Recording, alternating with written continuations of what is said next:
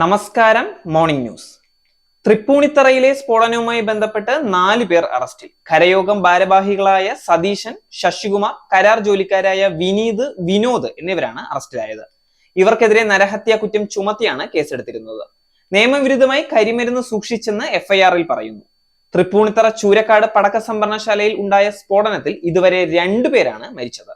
പടക്കശാലയിൽ ജോലി ചെയ്തിരുന്ന തിരുവനന്തപുരം സ്വദേശി വിഷ്ണു മറ്റൊരു വ്യക്തിയായ 55-കാരൻ ദിവാകരനുമാണ് മരിച്ചത്. കേരളത്തിൽ വൈകാതെ ബി.ജെ.പിക്ക് ഒരു മുഖ്യമന്ത്രി ഉണ്ടാകുമെന്നും കേരളത്തിലെ ജനങ്ങൾ പൊറുതിമുട്ടിക്കൊണ്ടിരിക്കുന്ന കാലമാണിതെന്നും ബി.ജെ.പി സംസ്ഥാന അധ്യക്ഷൻ കെ സുരേന്ദ്രൻ ബി.ജെ.പി സംസ്ഥാന കാര്യാലയം ഉദ്ഘാടന ചടങ്ങിൽ സംസാരിക്കുകയായിരുന്നു അദ്ദേഹം. LDF-നെയും UDF-നെയും ജനങ്ങൾ മടുത്തു കഴിഞ്ഞു. പ്രധാനമന്ത്രി മോദിയുടെ ഗ്യാരണ്ടി എല്ലാവരിലും എത്തിക്കാനുള്ള പരിശ്രമമാണ് നടക്കുന്നതെന്നും അദ്ദേഹം വ്യക്തമാക്കി. പിണറായി വിജയൻ സർക്കാരിന് ഭരിക്കാൻ അറിയാത്തത് കൊണ്ടാണ് സംസ്ഥാനം സാമ്പത്തികമായി തകർന്നത്. അതിന് ഡൽഹിയിൽ പോയി സമരം ചെയ്തിട്ട് കാര്യമില്ല. കേന്ദ്ര സർക്കാരിന്റെ കൂടുതൽ സഹായം ഇല്ലാതിരുന്നെങ്കിൽ കേരളം പട്ടിണിയായേനെ. ജന്തർ മന്ദറിൽ അഴിമതിക്കാരുടെ കൂട്ടായ്മയാണ് കണ്ടത്. നിലനിൽപ്പിന് വേണ്ടിയാണ് അവർ ഒന്നിച്ചു നിൽക്കുന്നത്. മസാല ബോണ്ട് പോലെയുള്ള തലതിരിഞ്ഞ സാമ്പത്തിക നയമാണ് സംസ്ഥാനത്തിന്റെ സമ്പദ്ഘടന പൂർണ്ണമായും തകർത്തത്.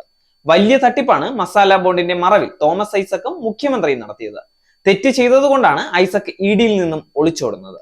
അഴിമതിയും കെടുകാര്യസ്ഥതയും കൊണ്ട് കേരളത്തെ തകർത്തിട്ട് ദില്ലിയിൽ പോയി നാടകം കളിച്ചിട്ട് കാര്യമില്ല. കോൺഗ്രസ് ദേശീയ അധ്യക്ഷൻ മല്ലികാർജുൻ ഖാർഗെ മുഖ്യമന്ത്രിയുടെ സമരത്തെ പിന്തുണച്ചതോടെ കേരളത്തിലെ കോൺഗ്രസിന്റെ ഇരട്ടത്താപ്പ് പൊളിഞ്ഞതായും സുരേന്ദ്രൻ ചൂണ്ടിക്കാട്ടി.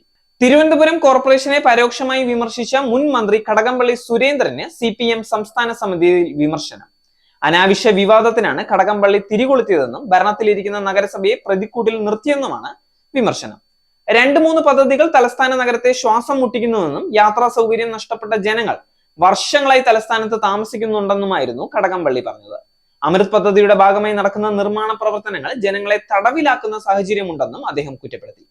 ചില പദ്ധതികൾ ആരംഭിച്ചിട്ട് ഒന്നും എത്താത്ത സാഹചര്യമുണ്ടെന്നുമാണ് കടകംപള്ളി ആരോപിച്ചത്. നേരിന്റെ വാർത്തകൾ നിങ്ങളുടെ വിരൽത്തുമ്പിൽ എത്താനായി സാക് ന്യൂസ് ചാനൽ സബ്സ്ക്രൈബ് ചെയ്തും ഷെയർ ചെയ്തും ഒരു ശരിയായ മാധ്യമ നിലപാടിന് നിൽക്കാൻ ഞങ്ങൾ നിങ്ങളെ ക്ഷണിക്കുന്നു.